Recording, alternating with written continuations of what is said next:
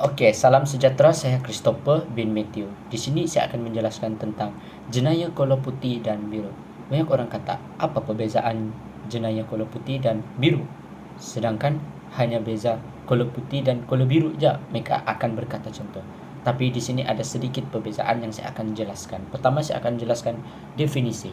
Definisi pertama ialah jenayah kolor putih. Kolor putih ialah bermaksud jenayah yang non-kekerasan yang dilakukan oleh individu dalam posisi sosial atau ekonomi yang tinggi. Biasanya terkait dengan profesi atau pekerjaan seperti penipuan dan korupsi. Korupsi adalah rasuah. Manakala blue collar crime, dia kejahatan yang melibatkan kekerasan fizikal atau tindakan langsung. Maksudnya secara yang face to face dia membuatkan fizikal boleh luka. Okay. Biasanya dilakukan oleh individu dari kelompok sosial ekonomi yang menengah ke bawah seperti pencurian dan perampokan atau ragut, itu pun blue collar crime. Tapi white collar crime ni dia biasanya pejabat-pejabat tinggi, dan blue collar crime biasanya menengah hingga ke bawah. Okay. Itu adalah definisi yang pertama. Seperti yang kita tengok di poster ini. Ya, seperti yang ada di poster. Itu adalah semua maklumat-maklumat penting yang ada.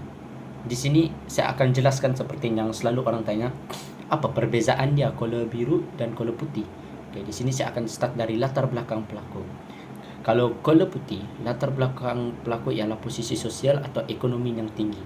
Maksudnya mereka punya level atau tingkat yang tinggi. Sedangkan blue collar, kelompok sosial ekonomi yang rendah. Maksudnya mereka secara kekerasan meragut untuk dapat yang secara fizikal, secara langsung. Kalau white collar putih ini mereka rasuah secara halus. Yang kedua adalah latar belakang dari sifat kejahatan. White collar, non kekerasan, penipuan atau manipulasi. Seperti yang kita tahu, non kekerasan itu maksudnya mereka secara sosial saja, dan mereka menipu, scammer, dan mereka manipulasi. Seperti orang selalu di media cakap, mereka spin tu fakta. Manakala untuk blue collar pula, mereka kekerasan fizik secara langsung. Secara langsung maksudnya ya seperti saya kata tadi, mereka ragut. Itu adalah blue collar. Biasanya dilakukan oleh yang kes-kes banyak di berita sekarang ni, yang kes meragut beg, yang seperti yang orang selalu post di TV3, yang nampak di CCTV, kes pencurian, perampokan, mereka pakai mask menutup muka, bawa senjata tajam, parang atau pistol. Itu adalah salah satu blue collar. Jenayah kolor biru.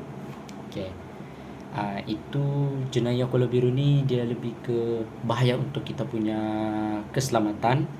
Manakala untuk white collar memang tidak bahaya untuk keselamatan, tetapi dia boleh membuat seseorang itu jatuh miskin dalam segi semua aset. Dia ibarat merompak secara halus. Kalau bukan merompak secara halus, dia mengambil, contohlah macam pejabat, dia mengambil duit rakyat secara halus. Banyak orang katakan, bahayakah kes jenayah kolor putih dan biru ni? Ya, kalau dia berkenaan dengan jenayah, semuanya pasti bahaya. Kita tahu kesan jenayah kolor putih ni, dia tiada kesan ke fizikal, dia tidak boleh membunuh kita, tetapi dia boleh membunuh mental manusia tersebut sehingga jatuh miskin, dan mengakibatkan mental boleh membuatkan seseorang itu bunuh diri secara sendiri. Tapi kesan jenayah kolor putih dan biru dia ada perbezaan. Contohnya kejahatan, kalau kolor putih kejahatan non kekerasan oleh individu yang berpangkat tinggi. Ya, seperti pangkat-pangkat yang memang susah untuk remaja zaman kini capai lah. Maksudnya pangkat itu memang yang dipandang tinggi oleh orang. Seperti lepas itu seperti penipuan dan korupsi. Dia tulis di sini adalah kejahatan dan kekerasan oleh individu berpangkat tinggi seperti penipuan dan korupsi. Korupsi itu adalah rasuah. Jadi biasanya kesan dia ni boleh merugikan negara lah. Memang boleh merugikan negara. Bukan merugikan diri sendiri, bukan merugikan siapa-siapa, tapi dia justru boleh merugikan ekonomi negara kerana duit rasuah. Contoh, duit pembangunan untuk membangunkan negara tersebut telah dikorupsi. Di contoh peruntukan yang diberi adalah 100.000, tapi duit tersebut dikorupsi sehingga 60.000, dan duit pembangunan tersebut hanya tersisa 40.000. Jadi pembangunan itu akan terbengkalai, ekonomi tidak akan berjalan, dan pengeluaran duit dan peruntukan dari kerajaan akan terus berkeluar sehingga dapat merugikan kerajaan karena pengeluaran peruntukan yang banyak. Oke. Kalau blue collar crime, dia adalah kejahatan langsung yang sering melibatkan kekerasan seperti pencurian dan perampokan. Ini dia memang merugikan ekonomi negara, tetapi dia justru lebih membahayakan keselamatan macam duit saya dirompak, so keselamatan saya bahaya. Kalau saya tidak memberi itu beg tersebut, kemungkinan saya boleh dibunuh, ditusuk pisau, atau saya akan ditembak mati oleh jenayah tersebut. Jadi itu kesan dia. Kesan dia paling simple untuk diingati adalah kola putih dia boleh merugikan negara kerana dia menyeluruh kepada negara, kerana orang yang berpangkat tinggi ini dia pasti akan merasuah duit yang tinggi yang diberikan oleh kerajaan. Manakala kola biru dia membahayakan kepada keselamatan yang dirompak kerana dia menggunakan peralatan tajam untuk merompak seperti pisau, parang, atau senjata tajam. Itu adalah kesan dia. Oke, banyak yang kata apa jenayah kola putih yang terkini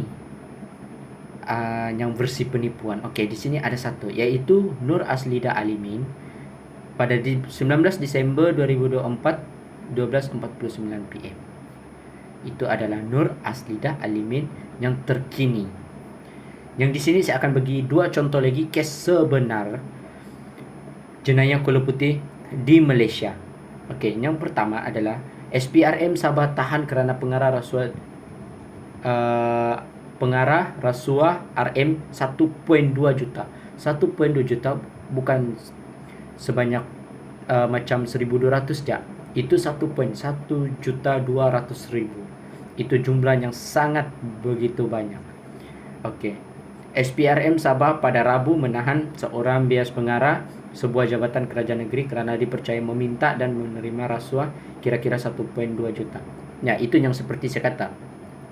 Mereka meminta peruntukan, tetapi mereka merasuah duit itu kepada mereka sendiri kerana mereka mengambil keuntungan. Contohlah, peruntukan yang dia minta adalah 1.5 juta. Jadi 1.2 juta dia ambil, 300.000 dia salurkan kepada peruntukan. Itu sangat tidak adil. Itu boleh dikategorikan sebagai rasuah yang memang berat hukuman dia. Okay. Yang kedua adalah Kuala Lumpur. Ahli Parlimen Muar Syed Saddiq Syed Abdul Rahman menjadi ahli politik pertama dijatuhkan hukuman sebat selepas didapati bersalah melakukan jenayah kola putih. Ya, kebanyakan jenayah kola putih ini dilakukan oleh pejabat-pejabat, peguam-peguam, YB-YB yang berhormat atau yang pangkat yang lebih tinggi.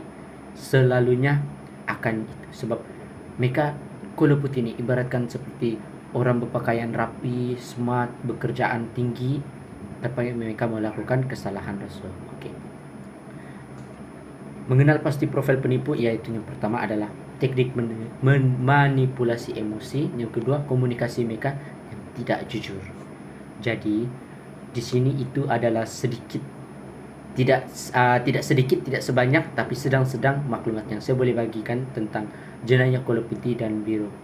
Jadi di sini saya sarankan atau saya sedarkan semua untuk lebih berhati-hati dalam apapun kegiatan kamu, seperti di luar. Kalau di luar rumah kita boleh terkena jenayah kulit biru, tetapi kalau di dalam sosial media atau kita terima message atau apa-apalah, contoh kita sudah berpangkat tinggi, jangan pernah melakukan jenayah kulit putih. Mungkin itu memberi keuntungan kepada kita, tetapi merugikan orang lain, karena balasannya tetap akan dapat kepada kita juga bila kantoi suatu hari nanti. Jadi itu saja pembentangan dari saya, Christopher bin Matthew. Terima kasih. Maaf kalau ada salah dan silap. Yang baik itu daripada Tuhan, yang salah dan silap daripada diri saya sendiri. Terima kasih.